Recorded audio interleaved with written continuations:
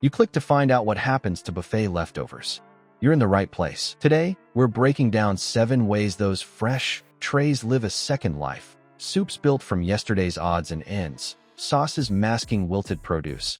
Even condiments quietly married behind the counter. The truth is, razor-thin margins reward reuse. That means more cooling, reheating, and time in the danger zone where bacteria love to multiply. Keep watching and you'll see the playbook. What it looks like on the line, when it's most likely to happen, and how you can spot the red flags before they end up on your plate. Quick favor before we move on. If you appreciate this content, consider giving this video a like and subscribing to the channel. Believe it or not, more than 92% of viewers haven't subscribed yet. It's free and only takes a second, but it means the world to us. So did you subscribe already? Great. Thank you so much for your support. Now back to the video. That chalkboard chef's soup of the day sounds warm and cozy.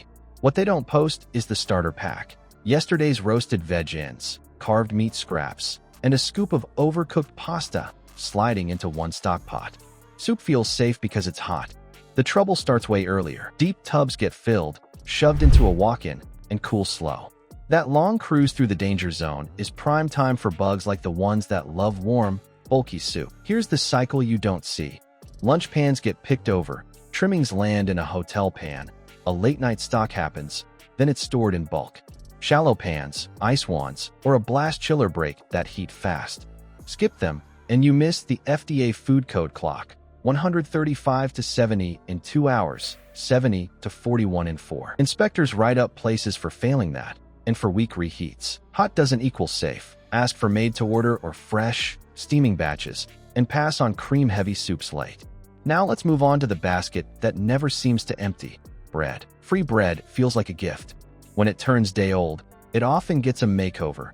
Cubed into croutons, sliced into crostini, or soaked into bread pudding. Waste saved, cost trimmed, tray refilled. Harmless? Usually. The trouble starts when those cubes get tossed in butter or garlic oil and sit warm on the line. Oil and room temp are a bad team. Leave garlic in oil without acid and cold holding, and you invite botulism risk in that airless slick. Buffets also lean on time as a public health control, which means someone should track how long those toppings sit. Many don't, and inspections call out dressings and toppings out of temp. Here's the flow you don't see. Stale rolls oil toss toast pan on the bar. Then the remnants jump again into bread pudding, bound with egg and dairy that must be held hot or cold with tight precision. Croutons that are bone dry and stored dry. Fine. Oily, warm, soft cubes hanging out. Skip. For pudding, choose fresh at peak. Sunken, wet edges say pass. Now let's talk about produce that doesn't make the beauty cut. Bright sauces and glossy compotes are the makeup counter of the buffet. The ugly pile, wilted berries, bruised tomatoes, limp herbs, gets pureed, sweetened, and ladled like nothing happened. It looks better. It isn't always safer. Cutting and bruising speed spoilage. Once you blend, sugar and spice hide off smells. Heat helps, but not if the mix spent hours warm. Here's the path. Salad bar leftovers slide to a trim station, then into a sauce pot. High-acid tomato sauces have a buffer. Low-acid cream or mayo blends. They are friendlier to growth. The science is simple. Lower pH slows microbes, but it can't undo time-temperature abuse or fix food that already turned. The worst spot is cooling. Big plastic tubs hold heat, so the middle lingers in the danger zone. Inspectors flag deep containers, slow cooling, and dressings held too warm. Your move: grab cooked, high-turnover sauces during rush. Be cautious with cold, creamy dressings or fruit compotes in warm wells. If the ladle feels warm, skip. From fruit and veg to protein. What happens when meat ages out of its prime spot? That diced steak in a chef's hash or shredded pork in tacos can be smart use of trim. It can also be code for meat that sat too long before it got a second life. Protein is high risk, and every extra step adds a door for trouble. Here's how it runs. A roast sits on a carve station for hours, drops below safe heat, gets cooled overnight, trimmed the next morning, re-seasoned hard, then folded into a new dish. Tongs jump between pans. Cutting boards pull double duty. That's cross-contamination waiting to happen. And reheating only helps if the cooling was done right. Food code says previously cooked TCS food must hit 165 degrees Fahrenheit within 2 hours when reheated. That aims to kill what grew. It won't fix heat-stable toxins or sloppy cooling. Inspectors flag improper cooling a lot and weak separation of raw and ready-to-eat areas. Your move: pick meat specials cooked to order during rush. If it's heavy sauce and looks tired, skip. Now let's open the warmer for Act 3. At closing, that near-empty pan of chicken strips and limp fries doesn't always die. It's chopped, drowned in sauce, and reborn as something new the next day. Warmers feel safe, but they're not magic. Lids stay up, wells run low, and food drifts under the hot hold line. Then it's scraped into a bin, cooled slow, and saved for tomorrow's casserole or fried rice. That's the danger zone doing laps. Here's the flow.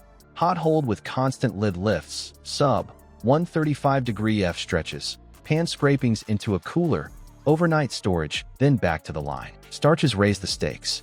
Rice and pasta are prime for Bacillus cereus if cooling is sloppy. Reheating can kill the bug, but not the toxins. Fried stuff gets worse. Each reheat makes it greasier and softer. Inspection reports often flag steam tables below 135° Fahrenheit and partial pans that chill faster on top than below. Your move: favor small batches cooked on demand, skip mixed pan mashups, and walk past pale, soggy fry-ups. Now let's look at a trend that sounds gourmet but can go sideways fast: infused oils and scrap rubs. House-made chili oil, herb oil, coffee rub steak. It sounds chef-y. In the back, yesterday's herb stems, citrus peels, and even used coffee grounds sometimes get a second act. It's thrifty. It's also where risk creeps in fast. Infusing oil with garlic, herbs, or scraps at room temp is a setup for botulism. Oil is low oxygen. That's the sweet spot for toxins you can't see or smell. Without acidification to 4.6 pH or lower, or strict refrigeration, that bottle isn't flavor. It's a hazard. Here's how it happens. Stems and peels steep for more depth, then sit warm on the line. Labels go missing. Time logs don't exist. Coffee grounds are dried and mixed into rubs for color and bite. Dry rubs stay safer because they're, well, dry. Guidance is clear. Garlic and oil must be acidified and kept cold. Inspectors flag unlabeled house oils and missing time control records all the time. Ask for sealed, labeled dressings or commercial oils. Be wary of warm, unlabeled infusions. Dry coffee rubs? Fine. The warm oil is the red flag. One more quiet habit at condiment stations deserves your attention. You squeeze the ketchup and it tastes flat. Here's why.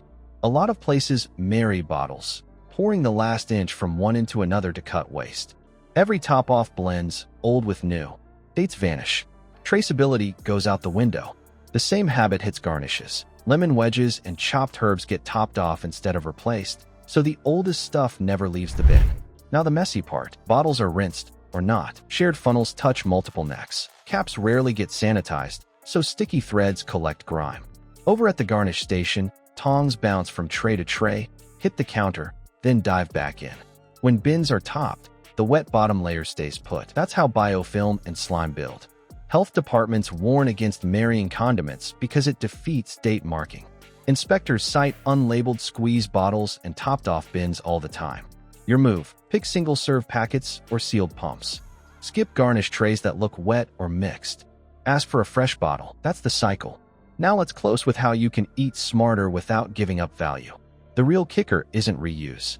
It's sloppy time and temp. Buffets live on rolling pans through hold, cool, and reheat cycles. That stack raises risk fast. Your edge is simple. Eat at peak, grab small batch items, pick sealed pumps and packets, and use your nose. You don't have to gamble to get value. Watch turnover, ask for a fresh pan, and skip trays that look tired or sit lukewarm. If this gave you something to chew on, like and subscribe to help us keep the spotlight on the food industry's best-kept secrets, and share it with a friend who loves a bargain buffet.